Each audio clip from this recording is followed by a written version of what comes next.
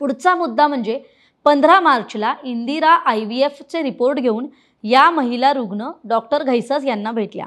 अतिशय जोखमीच्या आणि धोकादायक प्रेग्नन्सीबद्दल डॉक्टर घैसास यांनी त्यावेळेस त्यांना माहिती दिली। दर 7 दिवसांनी तपासणीलाही बोलवलं। त्याप्रमाणे त्यांनी 22 तारखेला येणं अपेक्षित होतं, परंतु तेव्हाही त्या आल्या नाहीत। पण 28 मार्च 2025 आणि शुक्रवार सकाळी 11:20 सदर रुग्ण पती आणि नातेवाईक यांच्यासह डॉक्टर घैसास यांच्या बाह्यरुग्ण विभागात आल्या। ते इमर्जन्सी किंवा लेबर रूममध्ये सुद्धा आले नव्हते, याची कृपया नोंद घ्यावी असं रुग्णालयानं आपल्या अहवालात म्हटलंय। त्यामुळे डॉक्टर घैसास यांनी महिलेची तपासणी केली। ती पूर्णपणे नॉर्मल होती। त्यावेळी तिला कुठल्याही तातडीच्या उपचाराची गरज नव्हती, परंतु जोखमीची अवस्था लक्षात घेता ऑब्झर्वेशनसाठी तिला भरती होण्याचा सल्ला दिला होता। आणि याचबरोबर प्रेग्नन्सीतली सिझेरियन सेक्शनमधील धोक्याची माहिती सुद्धा तिला देण्यात आली होती।